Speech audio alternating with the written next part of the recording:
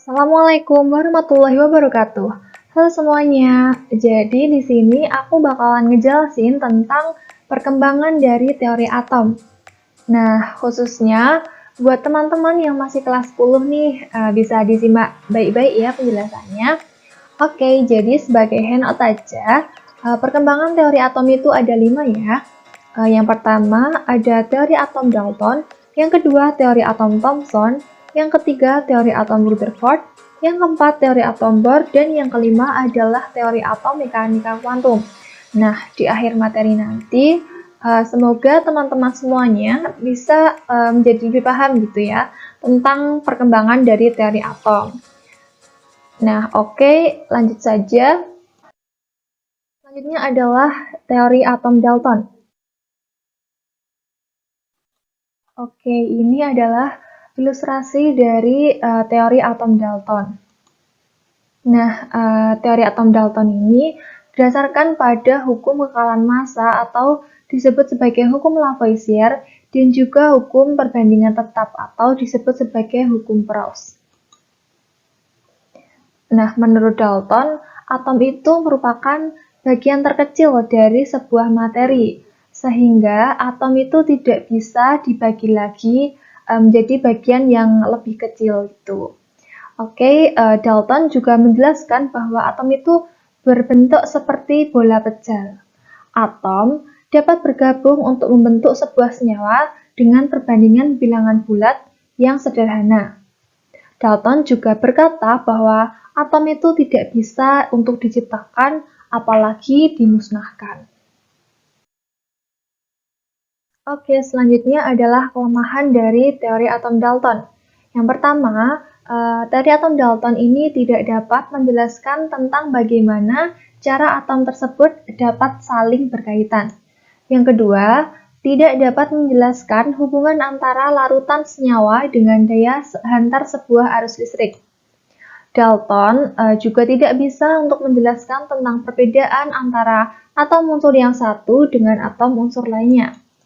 Dan teori atom Dalton ini tidak dapat menjelaskan tentang sifat listrik materi. Terlepas dari kelemahannya, teori atom Dalton ini menjadi awal perkembangan dari teori atom dalam dunia ilmu pengetahuan. Selanjutnya adalah teori atom Thomson. Oke, jadi ini adalah bentuk dari teori atom yang dikemukakan oleh Thomson. Nah, teori atom Dalton tadi diperbaiki oleh Thomson dengan penemuannya yaitu penemuan elektron pada tahun 1897. Penemuan elektron yang dilakukan oleh Thomson ini didasari pada percobaan menggunakan tabung sinar katoda. Dari percobaan yang telah dilakukan oleh Thomson itu, beliau dapat menyimpulkan bahwa sinar katoda adalah sebuah partikel di mana dapat memutar baling-baling yang diletakkan di antara anoda dan katoda. Inti dari teori atom Thomson ini merupakan yaitu atom itu adalah sebuah bola pecel yang bermuatan positif dan di dalamnya itu tersebar elektron yang bermuatan negatif. Jadi ini bola pecelnya bermuatan positif dan yang warna oranye ini adalah elektron yang mana mempunyai muatan negatif dan diumpamakan sebagai roti kismis. Jadi ini mirip roti kismis ya teman-teman. Oke, selanjutnya adalah kelebihan dari teori atom Thomson. Nah, atom Thomson ini dapat membuktikan bahwa atom itu bukan merupakan bagian terkecil dari suatu unsur. Mengapa? Karena Thomson itu dapat menemukan adanya partikel lain yang bermuatan negatif dan terdapat pada atom. Selanjutnya, Thomson dapat membuktikan bahwa atom itu bersifat netral, yang tersusun dari partikel-partikel dengan muatan positif dan negatif. Selanjutnya, Thomson itu juga dapat membuktikan bahwa adanya elektron dalam semua unsur benda. Next adalah tentang kelemahan teori atom Thomson. Yang pertama, Thomson tidak dapat menjelaskan susunan muatan positif dan jumlah elektron yang terdapat dalam bola. Thomson juga tidak bisa menjelaskan tentang inti dari atom. Oke, selanjutnya yang ketiga adalah teori atom Rutherford. Oke, jadi selanjutnya teori atom Rutherford ini didasarkan pada eksperimen penembakan partikel alfa terhadap lempeng emas. Nah, eksperimen ini juga dinamai sebagai eksperimen Geiger-Marsden. Jadi, Geiger-Marsden ini merupakan murid dari Rutherford yang mana pada masa itu Rutherford dan juga kedua muridnya ini melakukan eksperimen penembakan partikel alfa terhadap lempeng emas. Nah, partikel alfa sendiri merupakan partikel yang memiliki muatan positif, bergerak lurus, dan juga memiliki daya tembus yang besar. Nah, atom itu memiliki inti yang merupakan pusat massa nukleus, ini yang berwarna oranye, yang dikelilingi oleh awan elektron yang bermuatan negatif. Atau ini yang warnanya biru ini merupakan elektron ya teman-teman. Jadi teori atom Rutherford itu juga menyatakan beberapa hal. Yang pertama, elektron itu bergerak mengelilingi inti atom dengan kecepatan yang sangat tinggi. Kenapa? Karena bermuatan negatif. Kemudian, atom itu memiliki inti atom yang bermuatan positif dan menjadi pusat massa atom. Selanjutnya, penyebaran partikel alfa tidak dipengaruhi oleh adanya awan elektron. Selanjutnya, sebagian besar dari atom itu adalah permukaan yang kosong atau hampa. Sebagian kecil dari partikel alfa yang lewat akan dibelokkan dan sedikit sekali yang dipantulkan, sedangkan sebagian besar lainnya tidak mengalami hambatan. Selanjutnya adalah kelebihan dari teori atom Rutherford. Nah, teori atom Rutherford ini dapat menjelaskan tentang bentuk lintasan elektron yang mengelilingi inti dari atom. Kemudian, atom tersusun dari inti serta elektron yang mengelilingi di mana satu sama lain itu terpisah oleh ruang hampa. Teori atom Rutherford ini juga dapat menjelaskan tentang pergerakan elektron di sekitar atom.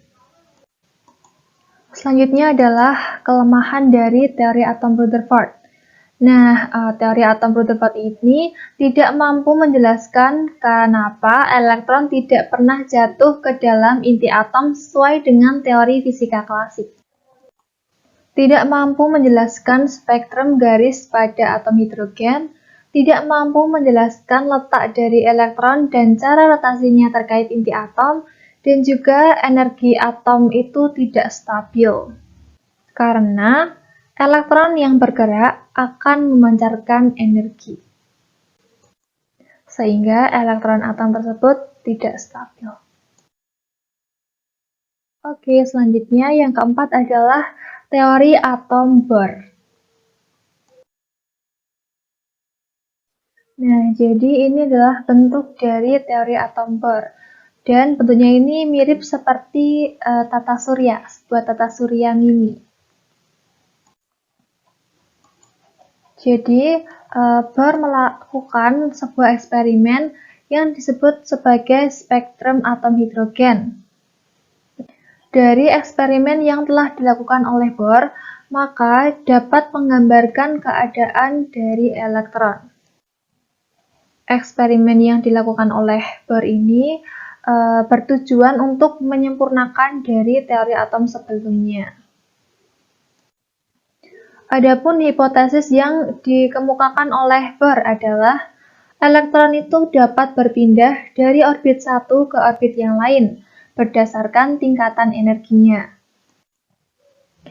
Yang kedua, elektron akan berada dalam keadaan stasioner dan tidak memancarkan energi selama dalam orbitnya. Yang ketiga, apabila elektron itu berpindah dan menempati orbit yang lebih tinggi, maka atom di dalam molekul berada dalam tingkatan tereksitasi. Apabila elektron berpindah dan menempati orbit yang lebih rendah, maka atom dan molekul berada dalam tingkat dasar. Kemudian, elektron itu mengelilingi inti atom dalam orbit tertentu yang membentuk lingkaran atau disebut sebagai kulit elektron, yang mana dinotasikan sebagai huruf K, L, M, N, dan seterusnya. Selanjutnya, energi yang dimiliki oleh elektron pada masing-masing orbit mempengaruhi besar kecilnya lingkaran orbit. Jadi, ini adalah elektron yang berada pada lintasan tertentu, pada orbit tertentu. Nah, teori atom Bohr ini juga mempunyai kelebihan dan kelemahan masing-masing. Untuk kelebihannya, yang pertama, teori atom Bohr ini dapat menjelaskan spektrum atom hidrogen. Yang kedua, teori atom Bohr dapat membuktikan adanya lintasan elektron untuk atom hidrogen. Kemudian yang ketiga, teori atom Bohr ini dapat memperbaiki kelemahan dari teori atom yang dikemukakan oleh Rutherford. Kemudian ada kelemahan dari teori atom Bohr. Yang pertama, tidak banyak menjelaskan tentang spektrum warna dari atom yang lebih kompleks. Yang kedua, tidak dapat menjelaskan adanya garis halus dalam spektrum hidrogen. Yang ketiga, memiliki nilai momentum sudut lintasan ground state yang salah. Yang keempat, tidak bisa mengetahui intensitas relatif dari garis spektrum. Kemudian yang kelima adalah teori atom Bohr ini tidak bisa menjelaskan atom selain pada atom hidrogen. Selanjutnya yang kelima adalah teori atom mekanika kuantum. Jadi ini adalah gambar dari teori atom mekanika kuantum. Nah, teori atom mekanika kuantum ini berkembang atau mengalami perkembangan pada tahun 1924. Teori atom mekanika kuantum ini juga didasarkan pada gerakan elektron yang bersifat layaknya sebuah gelombang. Jadi dulu pada tahun 1924 itu ada seorang tokoh Perancis yang bernama Louis de Broglie, yang mana menyempurnakan kelemahan dari teori atom yang dikemukakan oleh Bohr. Ia atau Louis de Broglie ini menjelaskan bahwa elektron itu tidak hanya bersifat partikel, namun juga bisa bersifat gelombang. Kemudian, pendapat yang dikemukakan oleh Louis ini disempurnakan lagi atau dikembangkan lagi oleh Edwin dan Werner. Perkembangan yang dilakukan oleh Edwin dan Werner ini dapat melahirkan teori atom modern. Nah, elektron itu juga dapat ditemukan berada pada orbital. Namun, posisinya itu tidak dapat ditemukan dengan pasti. Oke, nah itu tadi materi yang ingin aku sampaikan kepada teman-teman semuanya. Semoga video ini bisa bermanfaat dan sekian dari aku. Wassalamualaikum warahmatullahi wabarakatuh.